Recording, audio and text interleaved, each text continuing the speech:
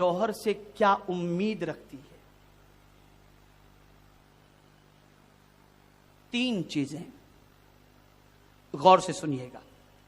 تین چیزیں: protection, attention اور اپریشیشن. یہ تین چیزیں ایک عورت اپنے شوہر سے چاہتی ہے. عورت چاہتی ہے کہ میرا کوئی بھی معاملہ ہو تو میرا شوہر میرا دفاع کرے، میری حفاظت کرے اور میرا پروٹیکشن کرے. مجھے اس موقع پر ام المؤمنین حضرت عائشہ صدیقہ رضی اللہ تعالی عنہ کا واقعہ یاد آتا ہے.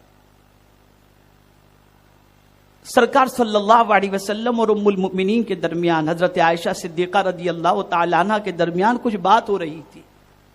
تو ام المؤمنین کی تھوڑی سی آواز بلند ہو گئی. اتنے میں صدیق اکبر گھر میں تشریف لائے. آواز سن کر جلال میں آ گئے اور ام المؤمنین کی طرف اپنا ہاتھ بڑھانے لگے تو سرکار نے ام المؤمنین کو پیچھے چھپا لیا اور صدیق اکبر کا ہاتھ پکڑ لیا. صدیق اکبر تشریف لے گئے تو حضور ام المؤمنین سے فرماتے ہیں، عائشہ میں نے تمہیں آج کیسا بچا لیا نا. یہ ہے پروٹیکشن، یہ ہے پروٹیکشن. اسی لیے کسی نے دوسری امہات المؤمنین سے سرکار کے اخلاق کے بارے میں نہ پوچھا، حضور کے بارے میں پوچھا تو ام المؤمنین سے پوچھا. تو پوچھنے والے کو ام المؤمنین نے جواب دیا، اے پوچھنے والے، کیا تو نے قرآن نہیں پڑھا؟ ارے قرآن میں جو کچھ ہے وہی میرے مصطفیٰ کے اخلاق ہیں. ایک عورت اپنے شوہر سے پروٹیکشن چاہتی ہے،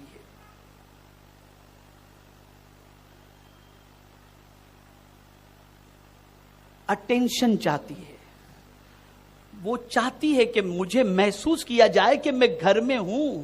اب تو اللہ رحم کرے، موبائل اور انٹرنیٹ اور چیٹنگ.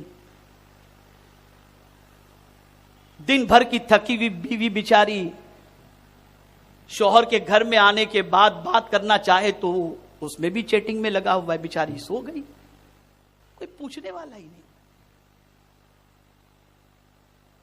اور اسی کے بعد نا اتفاقیاں بڑھتی ہیں، رشتے ٹوٹتے ہیں. آپ جب اپنے کاموں سے فارغ ہو کر جب گھر پہنچیں تو اپنی بیوی کو وقت دیں،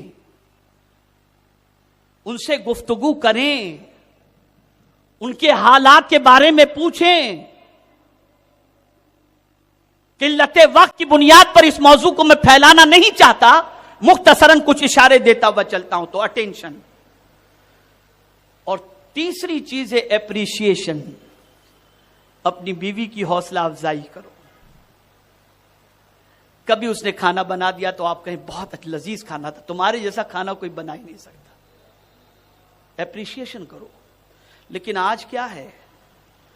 آج اگر اپنی بیوی کے بازو میں کوئی سہیلی بیٹھی ہے اس کی، اور بے پردگی تو عام ہے، کوئی بیوی کو پوچھتا نہیں اسی سہیلی کی تعریف، تمہارے کپڑے اچھے، معاذ اللہ کیا کیا نہ جانے ہوتا ہے. کون آج حوصلہ افزائی کر رہا ہے؟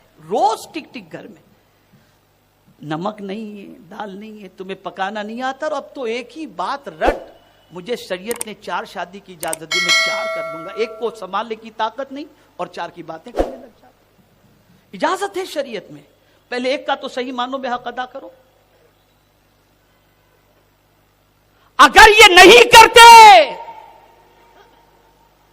اگر اہل خانہ کے حقوق کو ادا نہیں کرتے، تم دنیا کے نزدیک بہتر ہو جاؤ، مصطفیٰ کے نزدیک نہیں ہو. حضور کے نزدیک وہ بہتر ہے کہ حضور فرماتے ہیں جو اپنے اہل و عیال میں بہتر ہے اور میں اپنے اہل و عیال میں تم سب سے بہتر ہوں. تو یہ دوسری چیز. اب آئیے تیسرا وصف سماعت فرمائیں.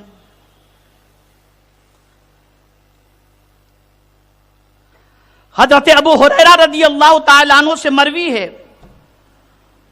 انہوں نے کہا کہ چند لوگ بیٹھے ہوئے تھے، رسول اللہ صلی اللہ علیہ وسلم ان کے پاس کھڑے ہوئے اور فرمایا، کیا میں تمہیں سب سے اچھے لوگوں اور سب سے برے لوگوں کے بارے میں نہ بتا دوں؟ کون کہہ رہا ہے؟ حضور فرما رہے ہیں. غیب کی خبر دینے والے نبی فرما رہے ہیں. اور غور سے سنیے، تم میں اچھے اور برے لوگوں کی خبر نہ دوں کہ تم میں اچھا کون ہے اور برا کون ہے؟ یہ حضور فرما رہے ہیں. فقال رجل قال فسکتوا، تو لوگ خاموش رہے. فقال ذلك 3 مرات، آپ نے 3 مرتبہ یہی فرمایا. فقال رجل، ایک شخص نے عرض کی، بلا یا رسول اللہ، ہاں اللہ کے رسول ہمیں خبر دی، اخبرنا بخیرنا من شرنا، ہم میں کون بہتر ہے اور کون برا ہے. اب سنیے حضور نے کیا فرمایا، غور سے سنیے. آقائے کریم صلی اللہ علیہ وسلم نے ارشاد فرمایا، تم میں سب سے بہتر وہ ہے جس سے بھلائی کی امید ہو،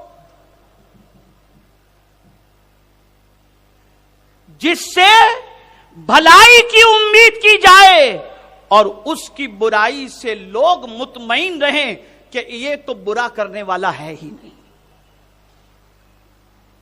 اور سرکار صلی اللہ علیہ وسلم فرماتے ہیں، اور تم میں سب سے برا وہ ہے جس سے بھلائی کی امید نہ کی جائے اور اس کی برائی سے لوگ مطمئن نہ ہوں.